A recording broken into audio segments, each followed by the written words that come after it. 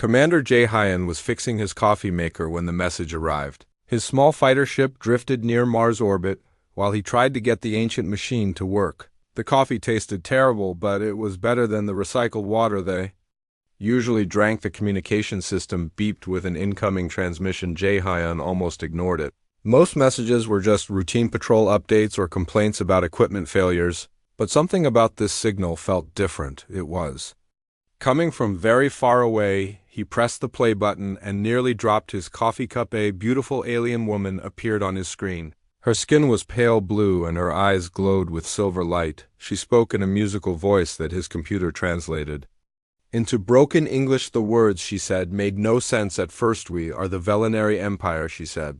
"We rule thousands of worlds across the galaxy." Jae-hyun laughed out loud. Empire, right? And he was the king of Jupiter. But as the message continued, his smile faded. The technical data streaming alongside the transmission was too complex to fake. Star charts showing systems humans had never seen. Weapon specifications that made their best missiles look like firecrackers. "Save us," she begged at the end. "We will give you anything." The message repeated 3 times before cutting out. Jae-hyun stared at his screen, trying to process what he had just seen. Either this was the most elaborate hoax in history, or humanity had just received its first message from space, and that message was a cry for help. His radio crackled to life. "Captain Subin here," came a woman's voice from the heavy cruiser. "Soul Fury, did everyone get that crazy transmission?" "Yes," came replies from dozens of human ships scattered around the solar system. The entire patrol fleet had received the same message. Lieutenant Dong-woo sounded excited. "This has to be fake, right? Galactic empires do not ask us for help. We barely made it to Mars." But Commander Park from the research vessel had a different opinion. "I ran the signal through every test I can think of," he said. "The technology behind this transmission is real. No human computer could generate those mathematical proofs. The physics alone would take our best scientists years to understand." Jae-hyun studied the data again. The enemy ships looked terrifying. Giant biomechanical creatures that seemed alive. The weapon readings showed energy levels that could vaporize Earth in seconds. If this was real, then these Velinary people were facing something horrible within hours. The message reached Earth. Every government leader, scientist, and military commander studied the transmission. The Global Defense Council called an emergency meeting. Admiral Kyung-ho flew in from the Europa colonies, still wearing his battle-scarred uniform from the recent mining wars. The meeting took place in Geneva with leaders joining by video link from around the world. President Hai-won appeared on the main screen from Seoul, looking tired but determined. They had been expecting this moment for decades.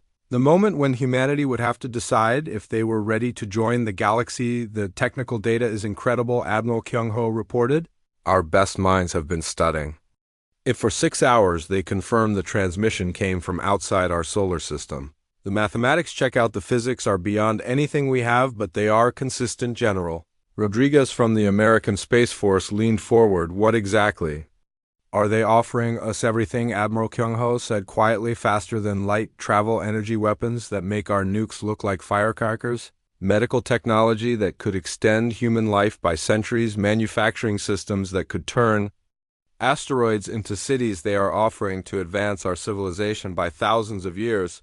The room fell silent. Everyone understood what this meant. Humanity had struggled for decades just to establish colonies on Mars and Europa. They had fought wars over water and rare minerals. Now aliens were offering them the stars, but what do they want in return? President Chung from the Asian Federation asked. "They want us to fight," Admiral Kyung-ho said simply. "They want us to save their empire from some enemy that destroyed their fleets. Our primitive violence against their advanced destroyers." Prime Minister Williams from the European Union shook her head. "This makes no sense. Why would an advanced civilization need our help? We fight with bullets and bombs. They have weapons that can destroy planets." Admiral Kyung-ho smiled grimly. "That might be exactly why they need us," he said. "Look at the enemy specifications. These Drakmor creatures feed on psychic energy. Every mental attack makes them stronger. The Velinary greatest weapons become useless against them." He brought up tactical displays showing human military doctrine, surprise attacks, unpredictable strategies. Weapons that relied on simple physics rather than exotic energy. But humans are not psychic. Our minds do not broadcast our intentions. These aliens might be immune to advanced weapons, but a good old-fashioned nuclear missile should work just fine. The debate continued for hours. Some leaders worried it was a trap, others argued they could not pass up such an opportunity. President Haiwan finally called for a vote. All in favor of responding to the Velnari request. She asked. Every hand went up. The vote was unanimous. Within days, human ships across the solar system began receiving upgrade packages. The Velnari had transmitted basic blueprints for faster-than-light drives and improved weapons. Human engineers worked around the clock installing the new technology on every available vessel. Jai Haiyan watched his fighter being modified in the orbital shipyard around Earth. Workers attached strange crystal devices to his engines and replaced his missiles with exotic matter warheads. The ship looked the same on the outside, but underneath it was becoming something new. Captain Subin visited him in the shipyard cafeteria. Her heavy cruiser was getting the biggest upgrades, new armor plating that could absorb energy weapons, and a main gun that fired compressed gravitational fields. Are we really doing this? She asked. They sat at a table overlooking Earth through the station windows. The blue planet looks so peaceful from here. We are going to war with aliens, Jai Haiyan said. It sounds insane when you say it out loud. Lieutenant Dongwu joined them, looking excited instead of worried. His young face was bright with anticipation. Think about it, though, he said. We get to be the first humans to travel to another star system, and we get to save an entire galactic empire. Jai Haiyan was not so sure saving was the right word. The Velnari message had been desperate, almost panicked. What kind of enemy could terrify a race that ruled thousands of worlds? The final ship modifications finished 3 days later. Admiral Kyung-ho addressed the combined human fleet from his flagship. 200 vessels hung in space around Earth, everything from military destroyers to converted mining ships. They were not much compared to a galactic empire, but they were what humanity had. Warriors of Earth, he said over the communication system. We go now to fight an enemy we have never seen, to save people we have never met. But this is what humans do. We fight, we protect, we never give up, even when the odds are impossible. He paused, looking out at the fleet that represented every nation on Earth. The Velnari called us wolves in their message. They meant it as an insult, but I think they chose the right word. Wolves hunt in packs, wolves protect their own. And when wolves are cornered, they fight with everything they have. Jai Haiyan felt something stir in his chest as he listened. Pride, maybe, or excitement, or fear. It was hard to tell the difference. Let us show this galaxy what wolves can do. Admiral Kyung-ho finished. The fleet engaged their new faster than light drives. Reality twisted around them as they jumped toward the stars, toward a dying empire that had begged them for salvation, toward an enemy that fed on thoughts and consumed worlds. Jai Haiyan gripped his controls and smiled. Humanity was about to announce itself to the galaxy, and they were doing it the only way they knew how, with violence. The human fleet dropped out of hyperspace at the edge of Kepler system like angry ghosts appearing from nowhere. Jai Haiyan felt his stomach twist as reality snapped back into focus. Through his cockpit window, he could see the Velnari homeworld. Burning Drakmor ships covered the sky around the planet like a disease. The biomechanical monsters were even worse in person than in the transmitted images. They moved with horrible grace, their living hulls pulsing with stolen energy. Each ship was unique, twisted into different nightmare shapes by whatever they had consumed. Holy stars, whispered Captain Subin over the communication system. Look at the size of those things. The smallest Drakmor vessel was twice as large as Subin's heavy cruiser. The largest ones were the size of small moons. Their surfaces crawled with organic machinery that grew and changed as they fed. Dark energy crackled between them, forming a web that trapped the remaining Velnari ships. Admiral Kyung-ho voice cut through the chatter. All ships, this is Admiral Kyung-ho. The enemy has superior numbers and technology, but they have never faced humans before. Show them what we learned in the Europa Wars. Hit fast, hit hard, and never fight fair. Jai Haiyan grinned as he powered up his weapons. The Velnari had given them energy shields and exotic matter missiles, but the tactics were pure human. Chaos, violence, and the refusal to accept defeat. Attack formation Omega, he called to his squadron. Let's introduce ourselves. The human fleet scattered in all directions, moving in patterns that made no sense to observers used to orderly battle formations. Some ships dove straight toward the largest enemy vessels, others looped around behind the Drakmor lines. A few crazy pilots like Lieutenant Dongwu began spinning and tumbling while firing in random directions. The Drakmor had never seen anything like it aboard. Her command ship deep in the protected inner system, Ambassador Yuna, watched the battle. In amazement and growing horror, her people fought with elegant precision, following ancient, tactical doctrines that had won 1,000 wars, but the humans fought like wild animals. She watched Commander Jaehyun's fighter dart between two massive Drakmor bioships, firing missiles at their connection points. When his weapons ran out, he actually rammed his ship into a weak spot in their armor. His fighter was tiny compared to the enemy vessel, but the impact severed important organic conduits. That is impossible, Elder Minho said beside her. His mental voice was filled with disbelief. A fighter craft cannot damage a bioship that size, but it did, Yuna realized. The humans were not trying to destroy the enemy ships with single powerful attacks. Instead, they were cutting them apart piece by piece like surgeons with chainsaws. Captain Subin's heavy cruiser used a tactic she called Wolfpack hunting. Her ship circled a medium-sized Drakmor vessel while smaller human fighters harassed it. From all sides, when the bioship tried to focus on one attacker, the others would strike its blind spots. Within minutes, the massive creature was bleeding energy and losing structural integrity. The Drakmor tried to counterattack, but their weapons were designed to absorb and redirect psychic energy. Human ships radiated no psychic signatures at all. Their minds were blank walls that gave the biomechanical creatures nothing to feed on. Worse, the humans seemed to enjoy the violence. Yuna monitored their communications and heard something that chilled her blood to ice.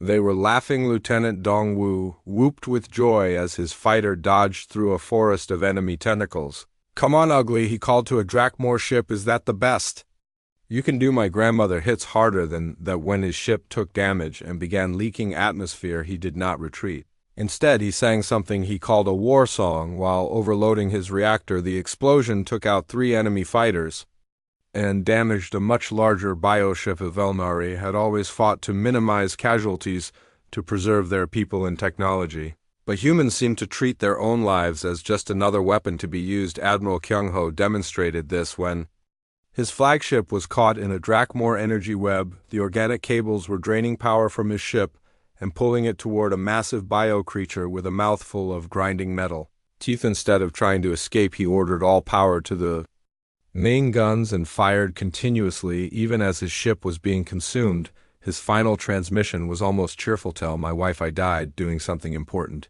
he said. Then his ship exploded, taking the bio creature with it. The battle raged for 12 hours. The Drakmor had expected to feed on fear and despair, but human minds radiated only savage joy and determination. When their ships were damaged, humans laughed. When they were outnumbered, they attacked anyway. When they were dying, they made sure to take enemies with them. The biomechanical ships, designed to adapt to any threat, could not process this level of organized chaos. Their feeding systems overloaded, trying to drain minds that had no psychic energy. Their tactical computers crashed, trying to predict movements that followed no logical pattern. By the end of the day, the 3-month siege of Kepler system was broken. The surviving Drakmor ships limped away into dark space, their hunger unfed and their advance shattered.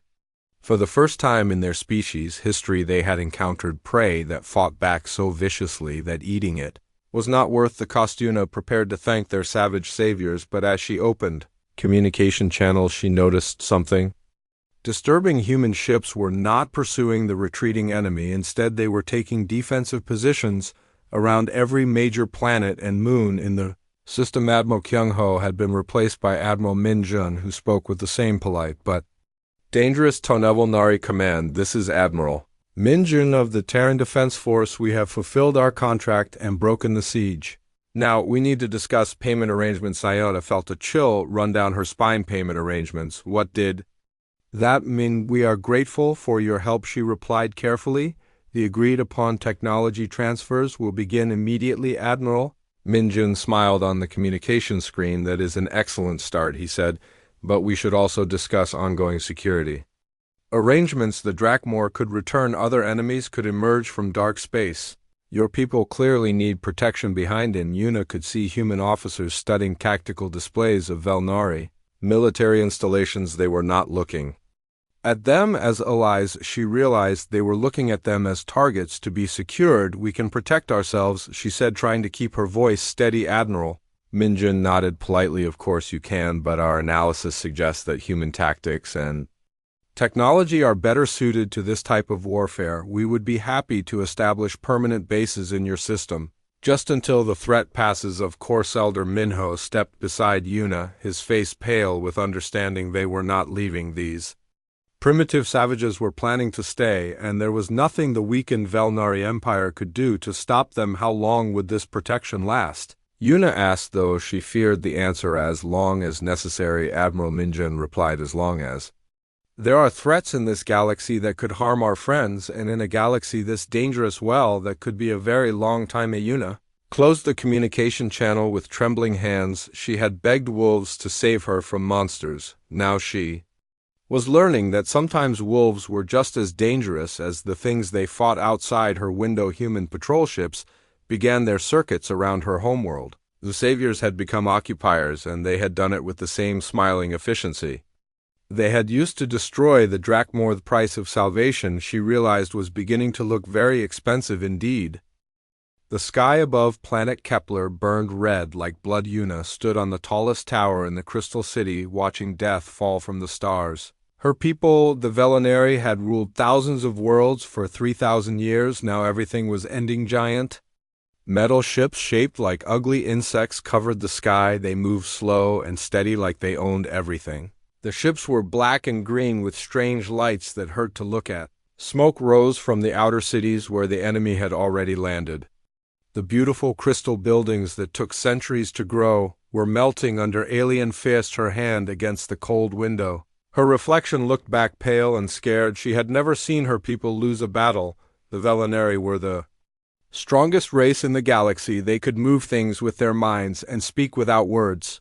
Their technology was so advanced that other races called it magic, but none of that mattered now. A blue light flickered behind her. Elder Minho appeared like a ghost made of starlight. His old face was full of worry lines. Minho had lived for 800 years and had never looked this afraid. The enemy calls themselves the Drachmor, he said inside her mind without speaking. They eat thoughts and feelings like food. Every time we try to fight them with our mind powers, they just get stronger. They turn our greatest weapon against us. Yuna turned away from the burning sky. How is that possible? She asked. Minho showed her images in her mind. The Drachmor were not like any creature they had seen before. They looked like giant insects, but were made of metal and flesh mixed together. Their ships were alive, growing and changing as they fed. The worst part was how they consumed psychic energy. Every Velonari who tried to fight them had their life force drained away. The outer colonies are gone, Minho continued. 3 billion people just disappeared.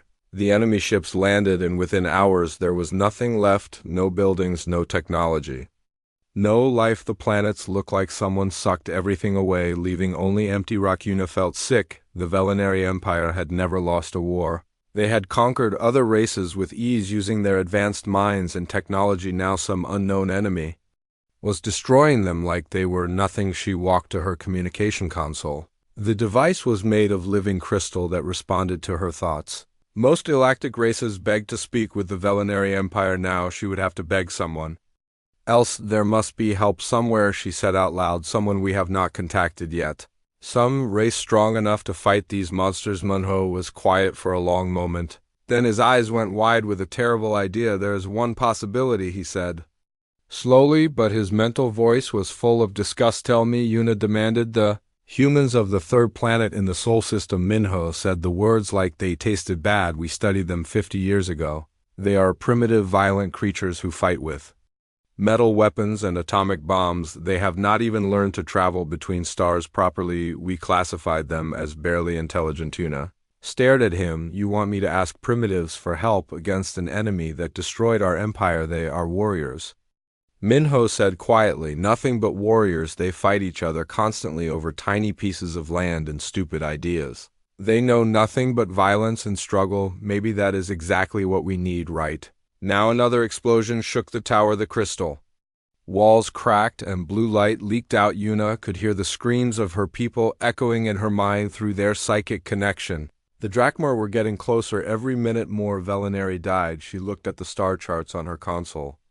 Sol was so far away in a part of space they barely bothered to explore. The humans had only just learned to split atoms when the Velinari had weapons that could destroy stars, but desperate times called for desperate measures. Yuna activated the long-range transmitter. It would take enormous energy to send a message across such distance, energy they could not spare while under attack. But what choice did she have? The console hummed to life, connecting her to communication relays across the galaxy. The message would bounce from relay to relay until it reached the small blue planet where the primitive humans lived. She hoped they were smart enough to understand it. Humans of Earth, she began speaking into the crystal microphone, her voice shaking. We are the Velinari Empire. We rule thousands of worlds across the galaxy. Our technology is beyond your understanding.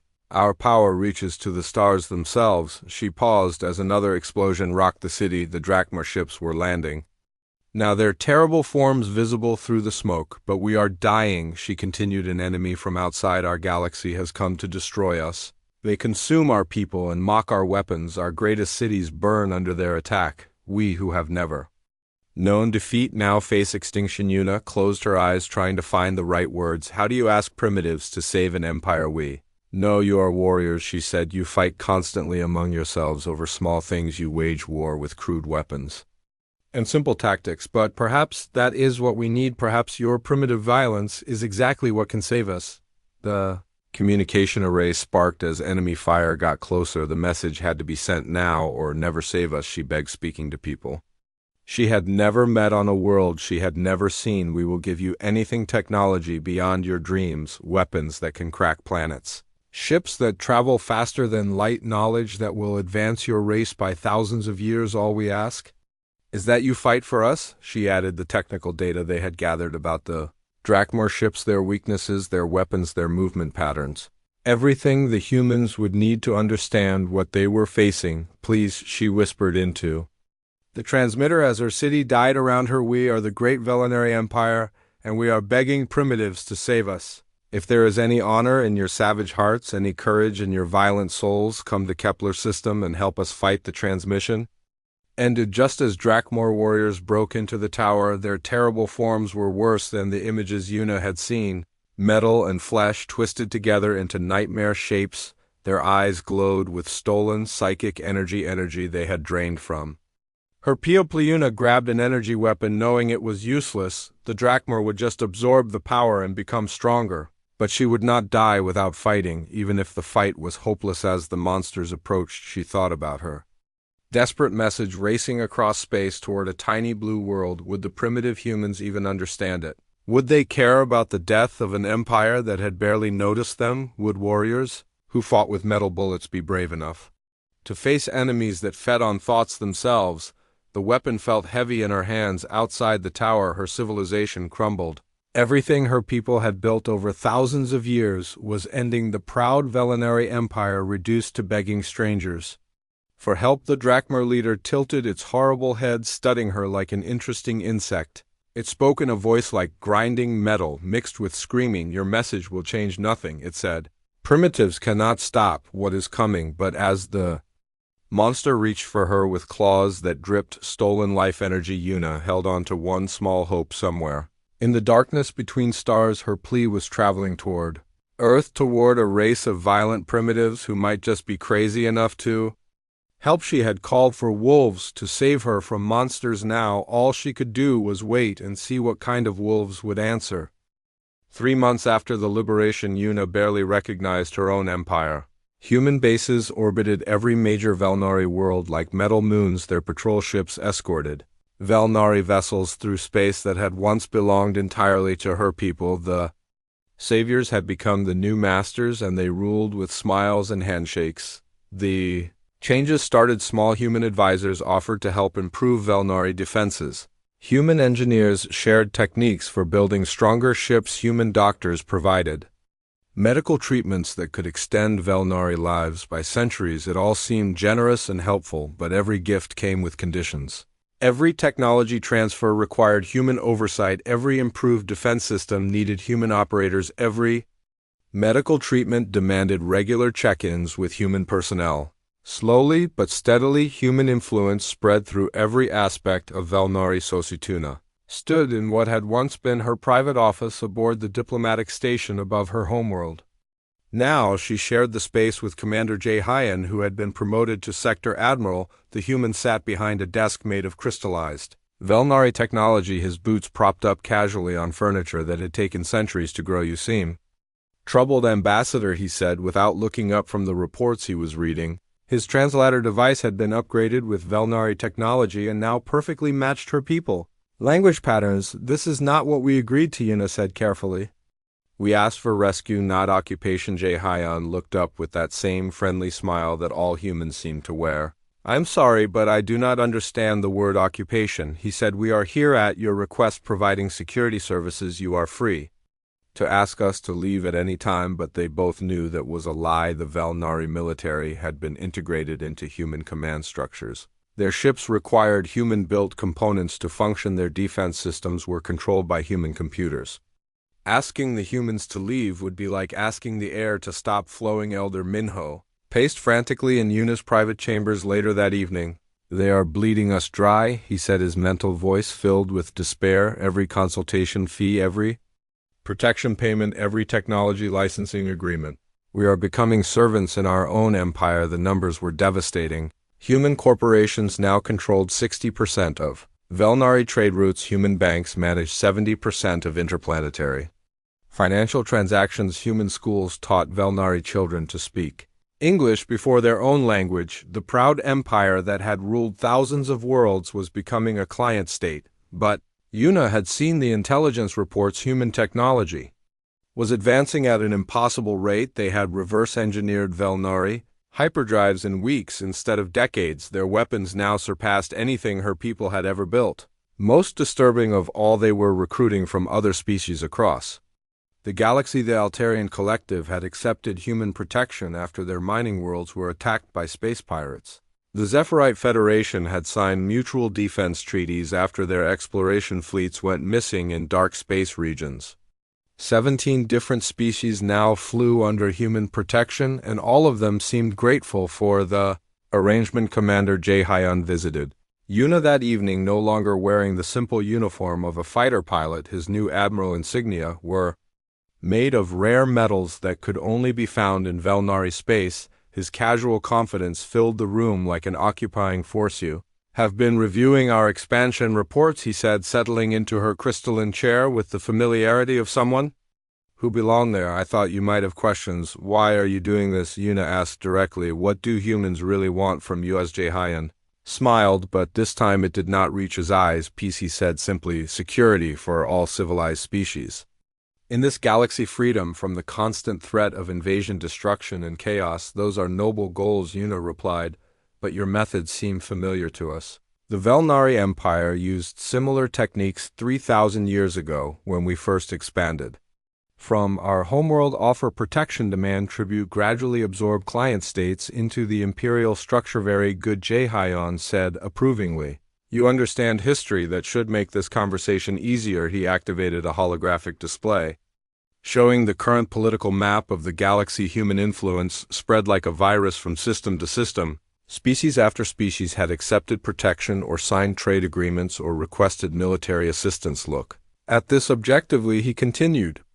"Every species under human protection has seen improvements in living standards, technological advancement, and security. The Altarians now mine asteroids that were impossible to reach before. The Zephyrites explore regions of space they never dared enter alone. The Crystalline Collective has ended a civil war that lasted 3 centuries. And they all pay for these improvements," Yuna observed, "with resources, territory, political independence. Everything has a price." J. Hyan agreed, "but consider the alternatives. The galaxy is not a peaceful place, Ambassador. The Drakmor were just one threat among many. There are pirates, raiders, slavers, and worse things lurking in dark space. Without protection, most civilizations barely survive long enough to develop space travel." He gestured toward the stars visible through her tower's transparent walls. Do you see any Drakmor ships out there? Any other enemies threatening your people? No, you see human vessels keeping you safe. That protection is worth any price, we ask. But what happens when there are no more enemies to protect us from Yuna asked. What happens when humans control everything? Jahayan stood to leave, pausing at the doorway. Then we will have achieved something no species in galactic history has ever managed, he said. Universal peace, permanent security. A civilization that can focus on growth and discovery instead of war and survival. After he left, Yuna sat alone in her tower, looking out at the human patrol ships that circled her world. Their running lights blinked in precise patterns like stars that had been tamed and organized. The sight should have been comforting, but instead it filled her with dread. Elder Minho appeared beside her in a shimmer of psychic energy. They are not lying, he said, reading her thoughts. They genuinely believe they are helping us. They think occupation is the same thing as protection. Terrifying part, Yuna realized, is that they might be right. The Velnari Empire had ruled through strength and fear for 3,000 years. They had conquered weaker species and absorbed them into their civilization. Now stronger species were doing the same thing to them. It was justice in a way, cosmic balance, the predators becoming prey in the endless cycle of galactic politics. But understanding the cycle did not make experiencing it any less frightening. Her communication console chimed with an incoming message from the outer colonies. Reports from Velnari worlds throughout their former empire told the same story. Human bases under construction, human officials taking administrative roles, human culture spreading like seeds in fertile soil. The children were learning human games and human songs. The adults were studying human business practices and human law. The elderly were reading human philosophy and human history. In another generation, there might not be any meaningful difference between Velnari and human culture. Reyna closed her eyes and tried to remember what her empire had been like before the humans arrived. The pride, the independence, the sense of being masters of their own destiny, all of it felt like ancient history now, like stories from a time when her people had been free. Outside her window, the human ships continued their patient circles around her world. The new guardians were watching over their latest acquisition, making sure nothing threatened their investment. The wolves had saved her people from the monsters. Now she was beginning to understand that wolves and monsters might not be so different after all. They just had better marketing. 2 years after first contact, the Velnari resistance met in the ruins of their ancient capital. The old city had been abandoned after human engineers declared it inefficient compared to their modular habitat designs. Yuna led a dozen surviving elders and military commanders through crumbling crystal spires that had once touched the Sky Elder. Sujin projected a holographic star map with shaking hands. She was 800 years old and had never bowed to any foreign power until now. The display showed the current state of what had once been the Velnari Empire. 17 different species now flew under human protection flags. They have done to us exactly what we did to our first conquered worlds, she said bitterly. They studied our methods, learned from our mistakes, and perfected our techniques. We are watching our own playbook being used against us. Captain Minwoo had been one of the few Velnari military officers to refuse integration into human command structures. He reported on the latest developments from his hidden observation posts. Half our worlds now have human governors, he said. Our trade routes require their permits. Our children learn English before they learn our own languages. Statistics were worse than anyone had imagined. Human corporations controlled 80% of interplanetary commerce. Human banks managed all major financial institutions. Human schools had replaced traditional Velnari education on most colony worlds. The cultural absorption was nearly complete, but it gets worse, Minwoo continued. I have been monitoring human military communications. They are not just expanding randomly. They are following a strategic plan, something they call the integration protocol. He activated his own display showing intercepted human transmissions. The integration protocol was a detailed blueprint for galactic conquest. Phase 1 involved identifying threats and offering protection. Phase 2 established permanent bases and advisory positions. Phase 3 gradually transferred all essential systems to human control. Phase 4 was labeled as Unification Event with no details provided. What is Phase 4? Yuna asked, though she dreaded the answer. Minwoo shook his head. No one knows. The human commanders who have access to that information are kept isolated in deep space installations.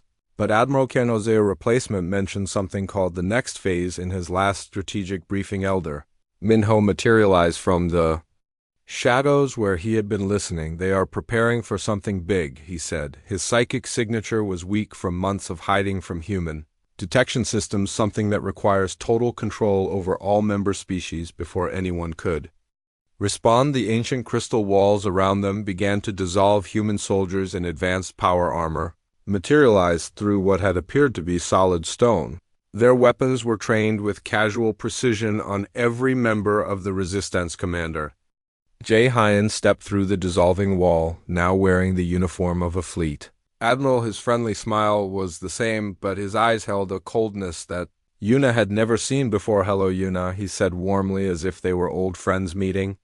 "For tea, we need to talk." The resistance members reached for concealed weapons but found their hands moving through empty air. The humans had used some kind of localized space distortion to disable all their equipment, advanced technology that made Velnari science look primitive. "Please do not try anything dramatic," Jay Hyan continued conversationally. "We have been monitoring your little group for months.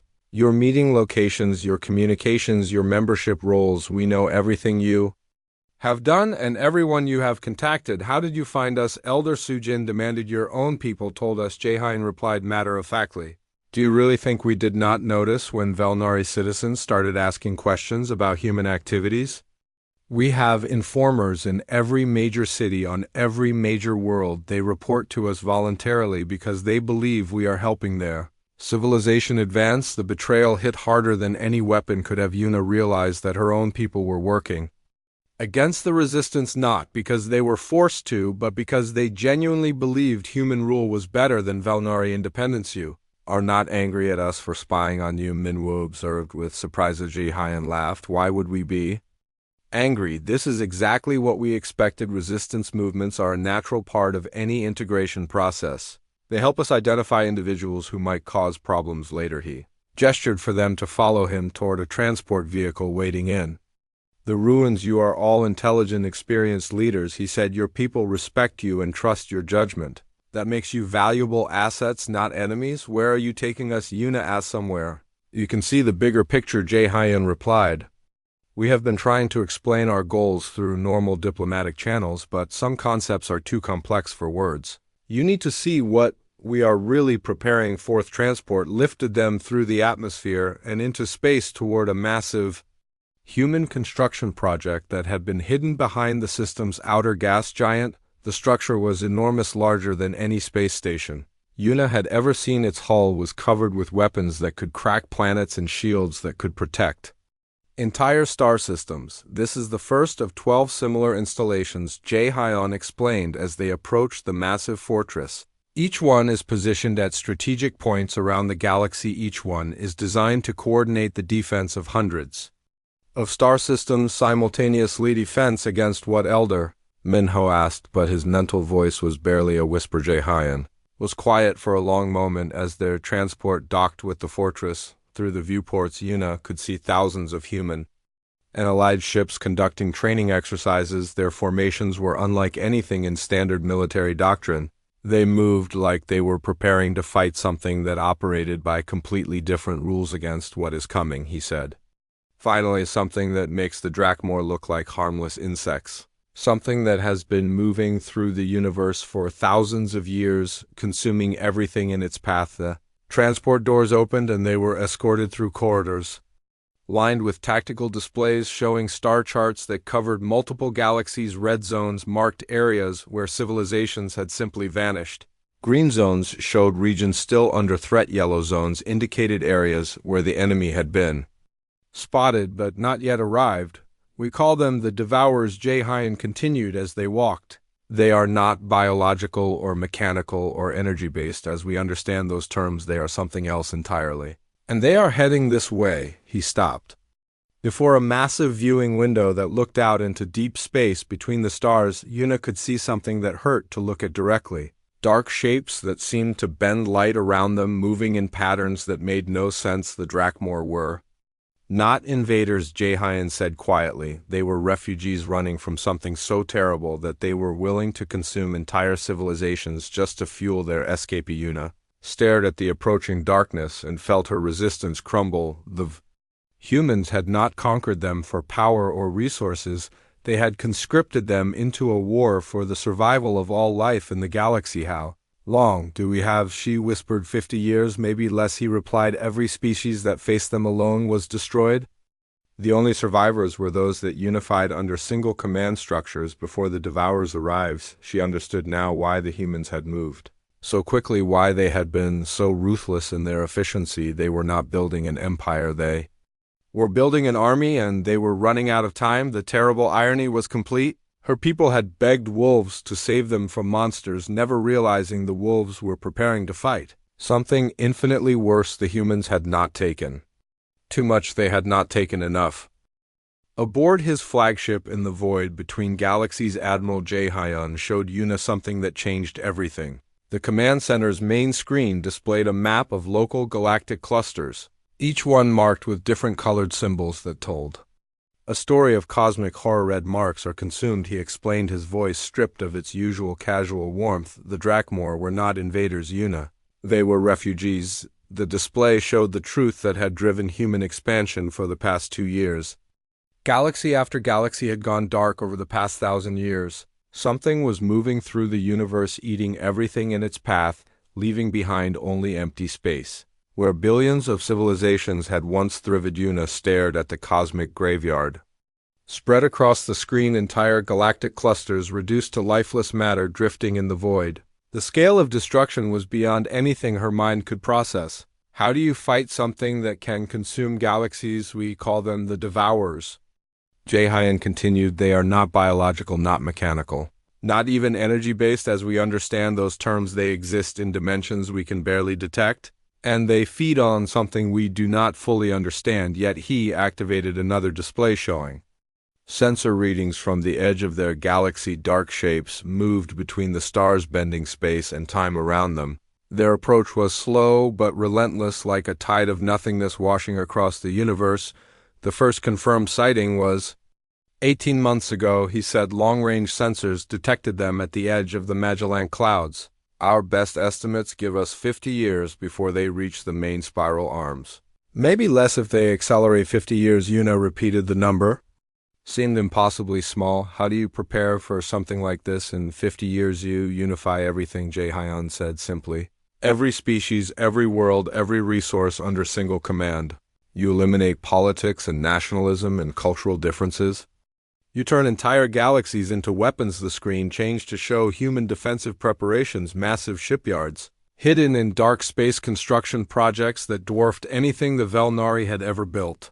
Weapons designed to crack planets being mounted on platforms that could protect entire star systems. Research facilities working on technologies that push the boundaries of known physics. We have been studying every species that survived previous Devourer incursions, he continued. The few records we found all show the same pattern. The only civilizations that lived were those that achieved total integration before the enemy. Yuna looked at the tactical displays, finally understanding the scope of what humans had been building.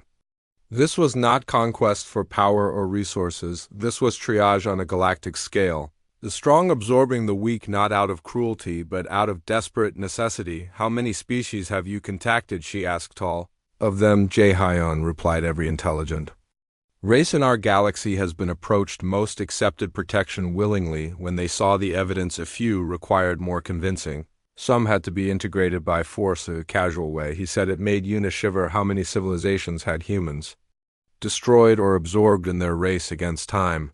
How many proud species had been reduced to client states like her own? We estimate the Devourers consume roughly 90% of all life wherever they pass, he continued. Only unified civilizations with total resource mobilization have any chance of survival, and even then the survival rate is less than 10%. 10%, Yuna whispered. Better than 0%, he replied. The viewing screen shifted to show the current state of galactic defenses. Thousands of species now flew under human command structures. Their technologies integrated their resources, pooled their populations, mobilized for a war unlike anything the universe had ever seen. The Velnari psychic networks now served as communication relays across impossible distances. Altarian mining expertise had been turned towards stripping entire systems for raw materials. Zephyrite exploration fleets mapped escape routes to other galaxies in case the defense failed crystalline. Collective manufacturing had been retooled to produce weapons on an industrial scale. Your people have contributed more than you know, Jaehyun said, reading her thoughts. Vulnari crystalline technology is the foundation of our new shield systems. Your architectural knowledge helped design the fortress stations. Your cultural archives are being preserved in deep space vaults in Cassian. Case we lose, Yuna finished. In case we lose, he agreed. She stared out at the stars, trying to process what she had learned. Her resistance, her anger, her sense of violated pride all seemed petty compared to what was coming. The humans had not conquered them. They had conscripted them into the largest military operation in galactic history, but there was still one question that haunted her. Why did you not tell us this from the beginning? Why the deception, the gradual takeover, the lies about protection and security? Jaehyun was quiet for a long moment. When he spoke, his voice carried a weariness that made him sound far older than his years. Because panic destroys civilizations faster than any external enemy, he said. If we had announced that galaxy-eating monsters were coming, most species would have collapsed into chaos. Some would try to flee, others would fight among themselves. A few might attempt to surrender or negotiate. None of that would help anyone survive. He gestured toward the defensive preparations visible through the viewports. Hope and purpose keep civilizations functional, he continued. Fear and despair destroy them, so we gave people hope. We told them they were joining a growing alliance of mutual protection. We let them believe they were trading some independence for security and advancement instead of trading everything for a slim chance at survival, Yuna observed. Instead of facing the